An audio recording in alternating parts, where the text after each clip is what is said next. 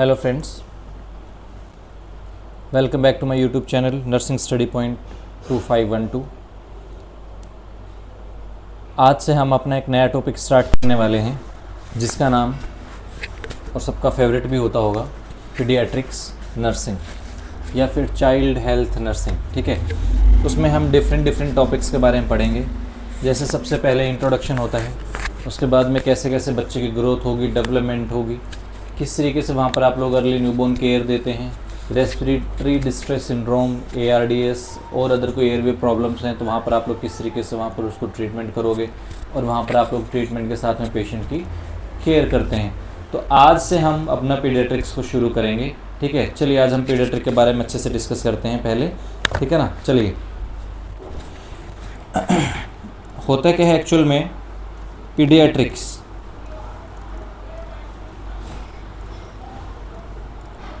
ठीक है। Old history के बारे में हम लोग इसके बारे में थोड़ा सा देख लेते हैं कि सबसे पहले ओल्ड हिस्ट्री, ठीक है ना, कि पुराने टाइम पे किसने सबसे पहले पीडियाट्रिक्स को पढ़ा था। इम्पोर्टेंट पॉइंट है, ध्यान रखना। हिप्पोक्रेट्स, जिसको हम लोग फादर ऑफ मेडिसिन भी बोलते हैं, हिप्पोक्रेट्स ने सबसे पहले स्टडी किया था किसको, चिल्ड्रन इलनेस को, चिल्ड्रन इलनेस को। उसके बाद हम लोग देखते हैं सुश्रुता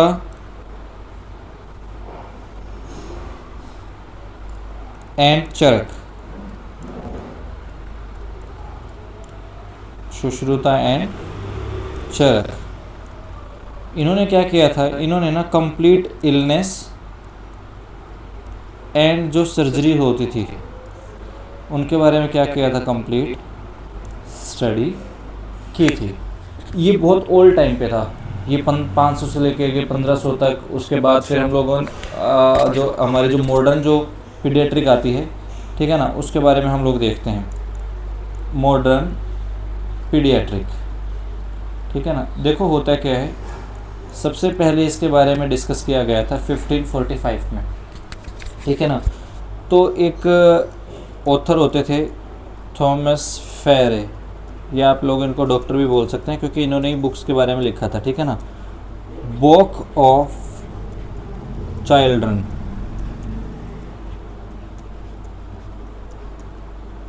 ठीक है ना, बुक ऑफ चिल्ड्रन कब लिखा गया, 1545 में। किन्होंने लिखा, थॉमस फेरे ने। ठीक है ना, उसके बाद 19 और 20th सेंचुरी,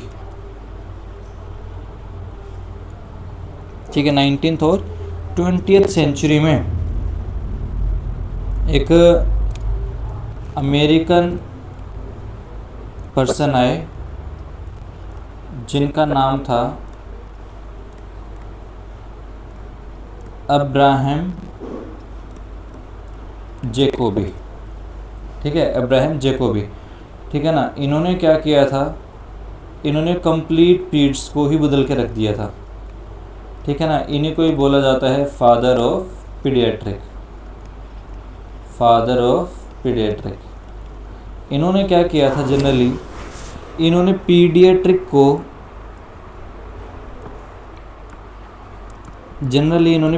को ना यार चेंज कर दिया था कम्प्लीटली, और इन्होंने पीडियाट्रिक का नाम लिया था ग्रीक वर्ड से। ठीक है ना, एक हमारा बनता है पीडिया, इयाट्रिक और एक्स, ऐसे। तो आप लोग इसको कितने में चेंज करते हो, 3 में। ठीक है ना, पीडिया, इयाट्रिक और एक्स में। पीडिया का मतलब क्या होता है, जनरली चाइल्ड। पीडिया का मतलब क्या होता है, चाइल्ड। और इयाट्रिक का मतलब होता है ट्रीटमेंट, और आईसीएस का मतलब होता है branch of science, branch of science. या फिर आप लोग डायरेक्टली बोल सकते हो to carry out the information, या आप लोग वहाँ पर क्या करते हो, इंफॉर्मेशन को कैरी करते हो। ठीक है, या फिर हम लोग क्या करते हैं, वहाँ पर स्टडी करते हैं। ठीक है ना, चलिए देखते हैं, नेक्स्ट देखते हैं हम लोग इसके बारे में कि पीडियाट्रिक है क्या। ठीक है ना, व्हाट इज़ पीडियाट्रिक। देखिए कि पीडियाट्रिक क्या है। It is a branch of medical science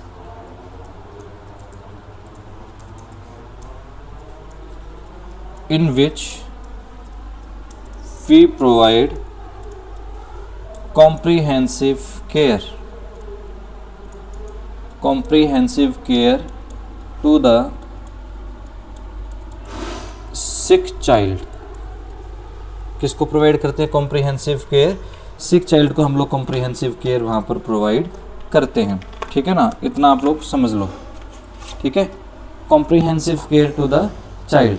ठीक है ना। और अगर हम लोग डिस्कस करें कितनी एज तक, up to 18 years of age, up to 18 year of age. देखिए अब होता क्या है जनरली, अगर मैं आप लोगों को बोलूँ ना, तो जो आप लोगों ने पढ़ा भी होगा कि लेवल ऑफ केयर कैसे होते हैं। ठीक है ना, पहला लेवल ऑफ केयर क्या होता है? Preventive care. दूसरा होता है प्रोमोटिव केयर। दूसरा क्या होता है? Promotive care. इसके साथ साथ first point your preventive care, second point is your promotive care, third point is your curative care, और फोर्थ पॉइंट जो हमारा आता है वो कौन सा आता है? रिहैबिलिटेशन या फिर रिहैबिलिटेटिव केयर।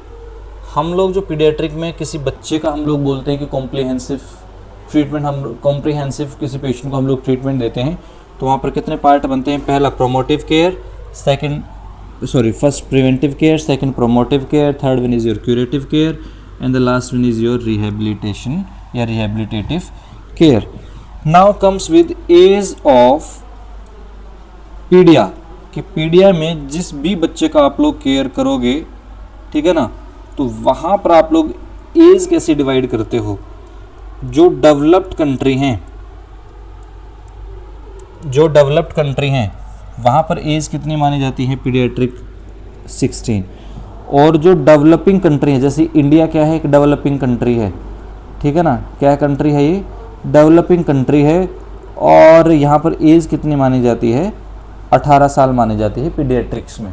ठीक है, और डेवलप्ड कंट्री जैसे अमेरिका, वहाँ पर कितनी एज मानी जाती है? 16 साल। ठीक है ना। देखिए होता क्या है एक्चुअल में, जो ये 18 ईयर्स जो है ना, यहाँ पर बहुत सारे पॉइंट बनते हैं कि 18 ईयर की एज की क्या सिग्निफिकेंस है। सबसे पहले तो हम लोग इसको बोलते हैं कि it is the consent age. ठीक है ना, मतलब आप किसी चीज़ की सहमति चाहते हो। फॉर एग्जांपल कोई प्रोसीजर करना है, ठीक है, फॉर एग्जांपल सेंट्रल लाइन डालनी है, तो आप लोग 18 साल के या उससे बड़े पर्सन से आप लोग कंसेंट ले सकते हो। किसी जैसे कोई पेशेंट एडमिट हुआ, ठीक है, उसका कोई अंकल खड़ा है, वो 18 साल से ऊपर है, तो वो कंसेंट वहाँ पर दे सकता है। ठीक है ना। नेक्स्ट आता है, इसी को हम लोग इंडिया में क्या बोलते हैं? पीडियाट्रिक एज बोलते हैं। ठीक है ना, और इसी को ही हम लोग बोलते हैं कि वी गिव मैरिज एज। क्या बोलते हैं? We give marriage age. ठीक है ना। और इसी को जो नेशनल पॉपुलेशन कंट्रोल एक्ट जो आया था ना इंडिया में, वहाँ पर ना सुप्रीम कोर्ट ऑफ इंडिया ने क्या किया था? इसको लीगलाइज कर दिया था कि एज या तो 18 साल हो या फिर 18 साल से ऊपर हो, तभी आप उस फीमेल की क्या कर सकते हो? शादी कर सकते हो। ये किसकी है? फीमेल की एज की है। ठीक है ना। और अगर मैं मेल की बात करूं तो मेल में कितनी एज होती है? 21 ईयर्स। ठीक है, ये आप लोग ध्यान रखोगे। चलिए नेक्स्ट का हम लोग डिस्कस करते हैं। देखो अभी तक हम लोगों ने क्या देखा है? पहले हम लोगों ने पढ़ा कि पीडियाट्रिक क्या है? It is a branch of medical science, मतलब जिसमें हम लोग, पीडियाट्रिक क्या है कि एक ऐसी ब्रांच है जिसमें हम लोग मेडिकल साइंस के ब्रांच है जिसमें हम लोग ना प्रोवाइड करते हैं किसी बच्चे को कॉम्प्रिहेंसिव केयर। और उस केयर में हमारे पास कितने लेवल आते हैं? 4 लेवल आते हैं उस केयर में। और उस केयर में चार लेवल कौन कौन से आते हैं? पहला कौन सा आता है? देखो हम लोगों ने यहाँ पर लिखा है, पहला कौन सा आता है? Preventive care, second promotive care, तीसरा क्यूरेटिव केयर और fourth one is your rehabilitative care. For example preventive care क्या है, किसी बच्चे को कोई डिजीज हो गई है, पहले तो उसको होने ही नहीं देना है, तो इसलिए पहले जो भी प्रोफाइलेक्टिक मेजरमेंट हमारे पास में होते हैं तो हम लोग उसको कंट्रोल करेंगे। फॉर एग्जांपल मलेरिया से बचने के लिए हम लोगों को क्या करना होता है कि पानी वानी गंदी जगह, गंदा पानी खड़ा नहीं होने देना है, ठीक है। जैसे कूलर वगैरह हो गया, कोई गड्ढे में पानी खड़ा हो गया तो वहाँ से आप लोग उसको हटवा दोगे, और कूलर वगैरह में अगर पानी है तो उसको भी क्या करते हो आप लोग, साफ़ करवा देते हो, ठीक है। प्रोमोटिव केयर मतलब हमें हेल्थ एजुकेशन वगैरह प्रोवाइड करनी है, ठीक है। उसी के साथ में हम लोग हेल्थ एजुकेशन के साथ साथ में फैमिलीज़ को भी क्या कर सकते हैं, आप लोग मोटिवेट कर सकते हो, ठीक है, कि कैसे कैसे चीज़ें आप लोगों को हैंडल करनी है। थर्ड पॉइंट क्या है हमारे पास, क्यूरेटिव केयर। क्यूरेटिव केयर मतलब कैसे होगा कि आप लोग कैसे कैसे कोई इन्फेक्शन हो गया तो किस तरीके से आप लोग पेशेंट को ट्रीटमेंट वहाँ पर देते हो। लास्ट वन आता है रिहेबिलिटेटिव, जब उसका कोई ट्रीटमेंट प्रोटोकॉल या ट्रीटमेंट स्पेसिफाइड ट्रीटमेंट टाइमिंग होती है। फॉर एग्जांपल 10 से 12 दिन के लिए कोई ट्रीटमेंट दिया, उसके बाद में कैसे आप लोग पेशेंट को रिहेबिलिटेटिव केयर प्रोवाइड करते हो, कि पोस्ट डिजीज़ आप लोग कैसे पेशेंट को समझाते हो, ठीक है ना। नेक्स्ट हम लोग देखते हैं कि हम लोगों ने इसके बाद फिर एज ऑफ पीडिया के बारे में डिस्कस कर लिया कि एज डेवलप्ड कंट्रीज़ में 16 साल है और डेवलपिंग कंट्रीज़ में 18 ईयर्स। इसी को हम लोग कंसेंट एज बोलते हैं, इसी को हम लोग पीडियाट्रिक एज इन इंडिया बोलते हैं। इसी के साथ हम लोग बोलते हैं कि it is also the age of marriage for female, ठीक है। इसके बाद उससे पहले हम लोगों ने सबसे पहले डिस्कस किया था कि पीडियाट्रिक क्या है, ग्रीक वर्ड है जो पीडिया प्लस इयाट्रिक प्लस एक्स। पीडिया मतलब चाइल्ड, इयाट्रिक मतलब ट्रीटमेंट और एक्स का मतलब स्टडी या फिर ब्रांच ऑफ मेडिकल साइंस, जिसमें हम लोग इसके बारे में डिस्कस करते हैं।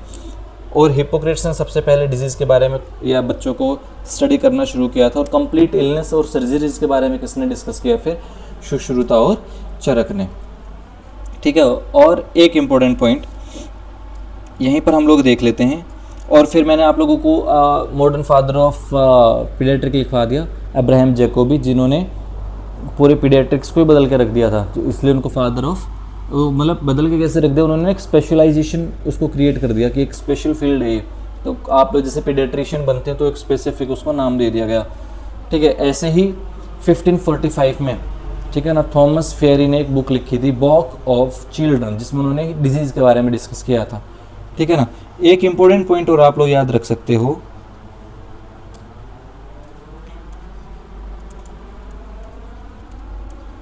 इंडियन फादर या फिर फादर ऑफ इंडियन पीडियाट्रिक्स, ठीक है ना, कौन थे, क्षितिज चौधरी, KC चौधरी। ये भी आप लोग याद रखोगे, C से याद रखना चौधरी और C से याद रखोगे चाइल्ड, ठीक है ना। ये किस में है, इंडियन फादर या फिर फादर ऑफ इंडियन पीडियाट्रिक, ऐसा भी आप लोग बोल सकते हो, ठीक है ना। सो हम डील करते हैं नर्सिंग केयर से, तो इसमें हमारे पास कुछ पॉइंट आते हैं। सबसे पहला जो पॉइंट आता है ना, वो आता है what is primary nurse. What is primary nurse, कि प्राइमरी नर्स का काम क्या होता है। अच्छा, आप लोग बुरा मत मानना कि मैंने नर्स लिख दिया है, आप लोग नर्सिंग ऑफिसर भी यूज़ कर सकते हो, ठीक है। क्या यूज़ कर सकते हो, नर्सिंग ऑफिसर, ठीक है ना। देखो क्या होता है प्राइमरी नर्स, अ नर्स एक ऐसी नर्स होती है हु गिव्स या provides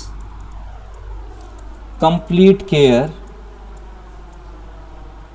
to a child from admission to discharge. मतलब एडमिशन से लेकर डिस्चार्ज तक, या फिर मैं डायरेक्टली बोल सकता हूँ कि 24 के 24 घंटे एक ऐसा हेल्थ केयर पर्सनल जो पेशेंट को क्या करता हो, कंप्लीट केयर प्रोवाइड करवाता हो, उसी को आप लोग क्या बोलते हो, प्राइमरी नर्स। अच्छा, हम लोग क्या और क्या लिख सकते हो, नर्सिंग ऑफिसर। यार ये ध्यान रखना, ये सिर्फ इंडिया में इसको बोला जाता है, ठीक है ना।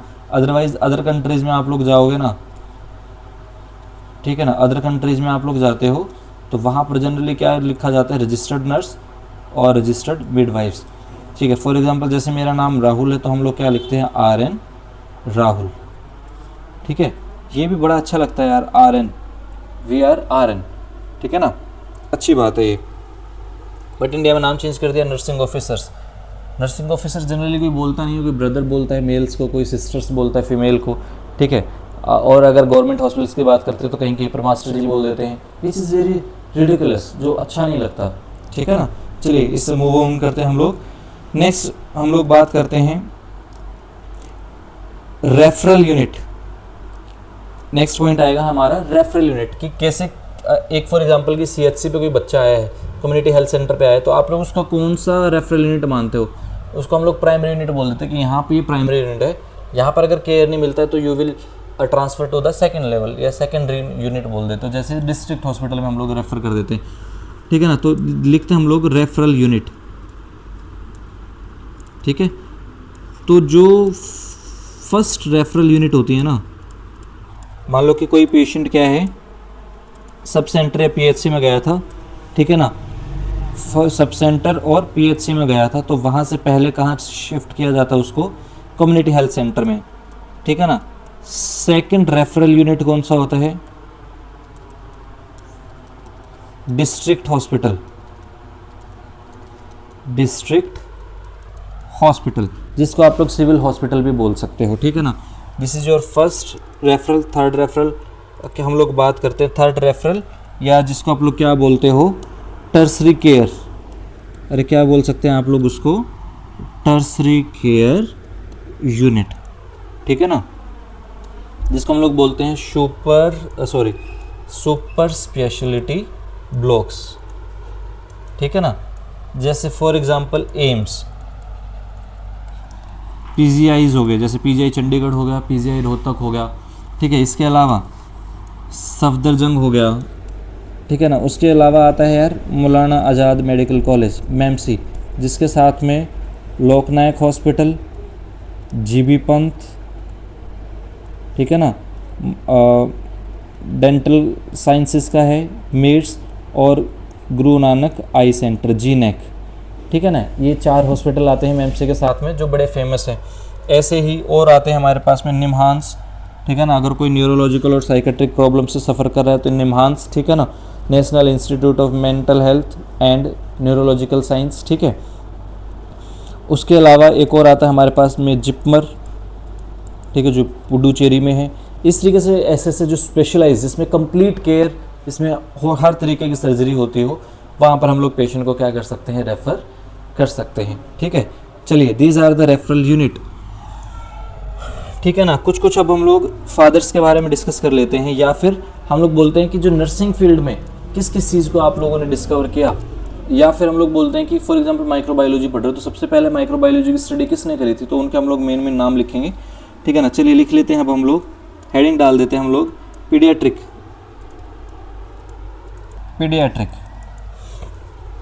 अब मैंने आप लोगों को बता दिया कि फादर ऑफ पीडियाट्रिक कौन है? Father of paediatric Abraham Jacobi, या जैकब अब्राहम भी लिख सकते हो, ठीक है ना। उसके अलावा फर्स्ट इंडियन पीडियाट्रिशियन, क्या लिखा मैंने? First Indian paediatrician. Father of Indian paediatrics नहीं बोल रहा मैं, क्या लिख रहा हूँ? First Indian paediatrician. कौन कौन आते हैं? जीविका एंड कश्यपा, और कश्यप भी लिख सकते हो, ठीक है ना, एंड कश्यपा। थर्ड वन आता है, अच्छा अब हम लोग डिस्कस करते हैं फादर ऑफ नर्सिंग फील्ड, कि नर्सिंग फील्ड में कैसे कैसे डिस्कवरीज हुई थी, ठीक है ना। सबसे पहले हम लोग लिखते हैं सोशियोलॉजी, सबसे पहले लिखेंगे सोशियोलॉजी। सोशियोलॉजी में कौन आता था? ऑगस्टे कॉम्टे, ठीक है ना, इंपॉर्टेंट पॉइंट है। कौन सोशियोलॉजी के फादर? Auguste Comte. नेक्स्ट आता है साइकोलॉजी। यार एक्चुअल में ना साइकोलॉजी में आप लोग 2 चीज़ें याद रखोगे। पहला आता है फाउंडर, ठीक है, पहला क्या आता है? फाउंडर। और नेक्स्ट क्या लिखते हो आप लोग? फादर। फाउंडर मतलब जिसने सबसे पहले उसकी नींव रखी थी, ठीक है ना। तो पहला कौन सा आता है? रुडोल्फ जोखले। क्या आता है? रुडोल्फ जोखले। और फादर कौन है? Williams wounds, William wound. समझ में आया फाउंडर कौन है? रुडोल्फ जोखले बोल सकते हो कि गोखले बोल लो, या फिर फादर कौन है, विलियम वुंड, ठीक है ना। सोशियोलॉजी के बारे में होगा, साइकोलॉजी के बारे में होगा। सोशियोलॉजी में कौन है, ऑगस्टे कॉम्टे, ये एम है, ठीक है। उसके अलावा साइकोलॉजी में फाउंडर कौन है, जोखले या फिर रुडोल्फ जोखले और फादर विलियम वुंड। नेक्स्ट अब हम लोग देखते हैं modern psychology. Modern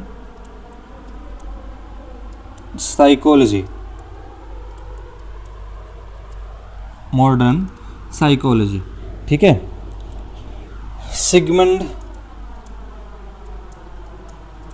fried, FREUD,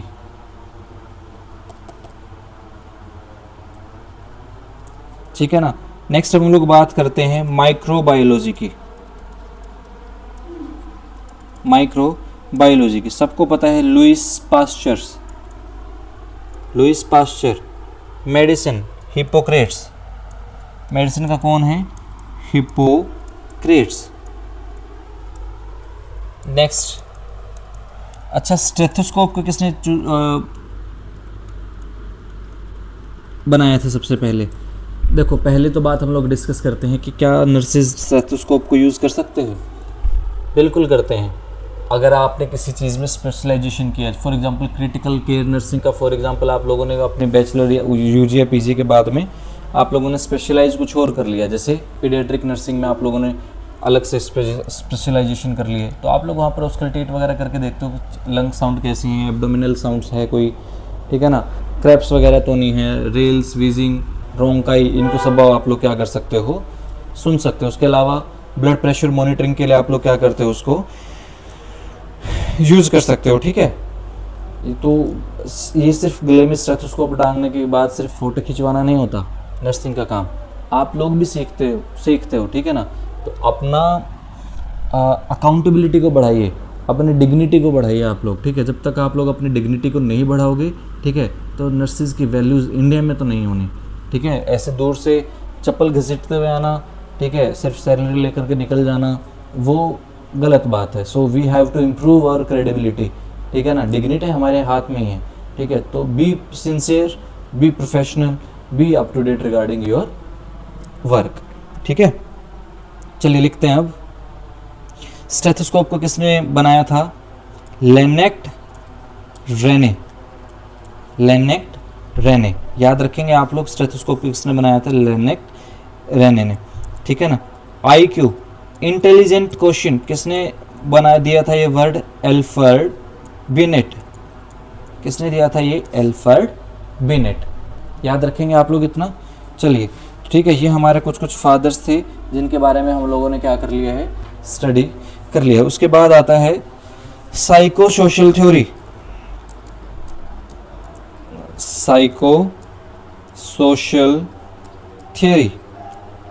जो साइको सोशल थियरी है वो किसने दिया था, एरिक्सन, किसने दिया था, एरिक्सन ने दिया था, ठीक है। उसके बाद साइकोसेक्सुअल थ्योरी, जो साइकोसेक्सुअल थ्योरी है वो किसने दिया था, जो मॉडर्न साइकोलॉजी के फादर थे, Sigmund Freud,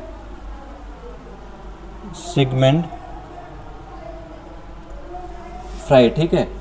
now comes with 14 principle of management. हमारी मैनेजमेंट ऑफ नर्सिंग या नर्सिंग मैनेजमेंट जो हमारा एक सब्जेक्ट होता है 4th ईयर में, ठीक है ना, तो उसमें 14 प्रिंसिपल होते हैं मैनेजमेंट में।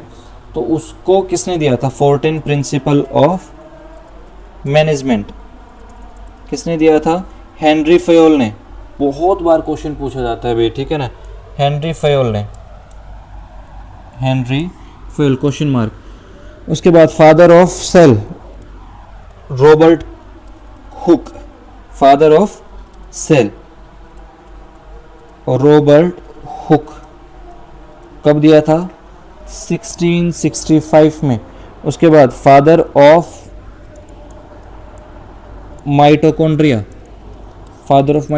रॉबर्ट ब्राउन, कौन आता है, रॉबर्ट ब्राउन, ये आप लोग याद रखोगे। माफ़ करना कार्ल बेंडा है भाई,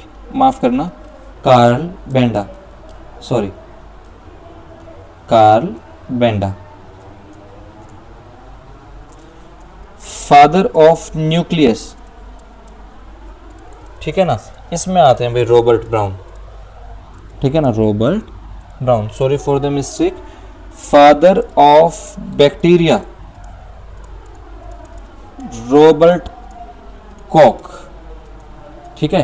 और इन्होंने ही टीबी के बारे में भी बताया था, ठीक है ना, जो पल्मोनरी टीबी जो होती है जिसका पॉजिटिव एजेंट क्या होता है, माइकोबैक्टीरियम ट्यूबरकुली, ठीक है ना, तो उसके बारे में भी किन्होंने बताया था, रॉबर्ट कॉक ने, ठीक है ना, ये आप लोग ध्यान रखेंगे।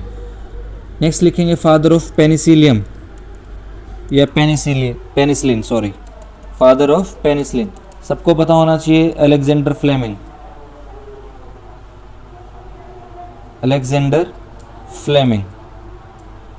ठीक है ना, अलेक्जेंडर फ्लेमिंग। इन्होंने पेनिसिलियम को ना किससे बनाया था,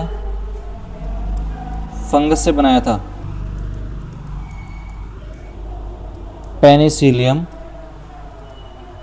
नोटेटम, किससे बनाया था, पेनिसिलियम नोटेटम, ठीक है ना। देखिए कुछ कुछ हमारे फादर्स वगैरह जो इसमें था वो इसके बारे में हम लोगों ने डिस्कस कर लिया। तो ये हमारा क्या था, एक जनरल इंट्रोडक्शन था, ठीक है ना, ये तो मैंने कुछ एक्स्ट्रा पॉइंट लिखवा दिए आप लोगों को। चलिए नेक्स्ट पॉइंट के बारे में अब हम लोग डिस्कस करते हैं, ठीक है। नेक्स्ट पेज पे लिखेंगे चाइल्ड के बारे में अब लोग डिस्कस करेंगे कंप्लीट, ठीक है ना। चाइल्ड में हम लोगों को सबसे पहला पॉइंट क्या बनता है, characteristics of healthy newborn child, characteristics of healthy newborn child. देखिए इतना आप लोगों ने लिख लिया, तो characteristics of healthy newborn child, तो पहला पॉइंट, ठीक है ना। देखो हम लोग जनरली डिस्कस क्या करते हैं कि रेस्पिरेशन कैसा है, ठीक है। सेकंड पॉइंट हमारे पास में आता है डिलीवरी टर्म है कि प्री टर्म है, बर्थ वेट कैसा है, पेशेंट का क्या चेक करना है आप लोगों को कि बर्थ वेट कैसा है। उसके बाद बर्थ वेट के साथ साथ आप लोगों को देखना है कि नेक कैसी है, ठीक है, लिम्स कैसे हैं, उसके अलावा चेस्ट, हेड और मिड अपर आर्म, जो अपर आर्म का जो मिड है उनका भी आप लोगों को क्या करना होता है कि सरकमफ्रेंस देखना होता है कि वो नॉर्मल है या नहीं है। इन सब के बारे में ना डिटेल में हम बाद में पढ़ेंगे, ठीक है, टेंशन मत लो आप लोग। उसके बाद हम लोग देखते हैं पेशेंट का डिलीवरी के बाद पोस्चर कैसा है, सॉरी माफ़ करना, बच्चे का पोस्चर कैसा है, ठीक है ना। बॉडी प्रोपोर्शनल के बारे में हम लोग पढ़ेंगे कि एट बर्थ बॉडी प्रोपोर्शनल कितना है। उसके बाद हम लोग देखते हैं कि ट्रंक रीजन कैसा है, ठीक है ना, ट्रंक रीजन कैसा है। और उसके अलावा हम लोग देखते हैं कि क्या बच्चा इमीडिएटली अडोप्ट हो रहा है आउटर एनवायरनमेंट में, ठीक है ना, immediate adopt in outer environment या एक्सटर्नल इन्वायरमेंट आप लोग बोल सकते हो। नेक्स्ट पॉइंट आता है कि कोई भी अगर बच्चा पैदा हुआ है, ठीक है ना, ही और she should be without any congenital malformation, ठीक है ना, कोई भी कंजेनाइटल एबनॉर्मेलिटी उस बच्चे में नहीं होनी चाहिए। ये देखो क्या क्या लिखा मैंने कि जो सब चीज़ें लिखी है, respiration, delivery, birth weight, neck, limbs, chest, head, mild mid upper arm, इनका सबका सर्कमफ्रेंस कैसा है, ठीक है।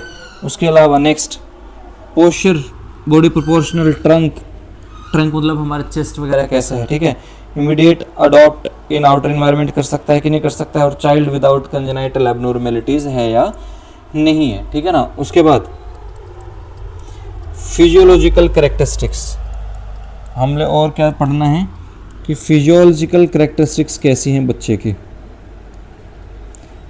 ठीक है ना। इसमें हम लोग जनरली क्या करते हैं, कार्डियक आउटपुट पढ़ेंगे, हार्ट रेट, रेस्पिरेटरी रेट, ये सबसे इम्पोर्टेंट है तीनों पार्ट, जिसके बेस पे हम लोग पेशेंट का क्या करते हैं, अपगार स्कोरिंग, ठीक है ना, जिसमें हमारा एक पार्ट और जुड़ जाता है न्यूरोलॉजिकल स्टेटस, ठीक है ना, क्या जुड़ जाएगा उसके बाद में, न्यूरोलॉजिकल स्टेटस, ठीक है ना। नेक्स्ट अब हम लोग देखते हैं और क्या आता है इसमें,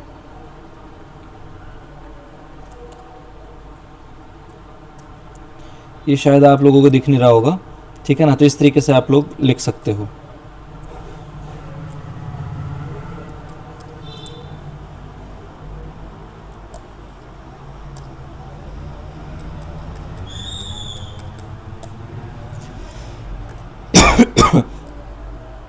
दिखा इतना आप लोगों को, ठीक है। उसके बाद फिर हम लोग देखते हैं कार्डियक आउटपुट, हम लोग इसमें पढ़ेंगे, हार्ट रेट वगैरह के बारे में पढ़ेंगे, ठीक है, कितना ब्लड वॉल्यूम है, कैसे आरबीसीज का लाइफ स्पेन है, कहाँ पर आरबीसीज बनती है, सब इसके बारे में हम लोग वहाँ पर डिस्कस करेंगे। नॉर्मल वैल्यूज ऑफ आरबीसीज क्या है, कितना हीमोग्लोबिन होगा, क्या डब्ल्यूबीसीज होंगी, कितनी प्लेटलेट होंगी, सब का सब हम लोग कहाँ पर डिस्कस करते हैं, कार्डियक आउटपुट, हार्ट रेट और रेस्पिरेटरी रेट के साथ में हम लोग चेक करते हैं, ठीक है ना। फिर हम लोग देखते हैं फिजिकल कैरेक्टर। नेक्स्ट क्या आता है, फिजिकल कैरेक्टर। फिजिकल कैरेक्टर में क्या आता है हमारा कि वेट कितना है, हाइट कितना है, हेड, चेस्ट और मिड अपर आर्म सर्कमफ्रेंसेस कैसे हैं, क्या वो नॉर्मल हैं। अगर वो सब चीज़ें एक नॉर्मल रेंज के अंदर आ रही हैं तो हम लोग बोल सकते हैं कि these are the normal physical character, otherwise patient is the newborn baby is abnormal, ठीक है।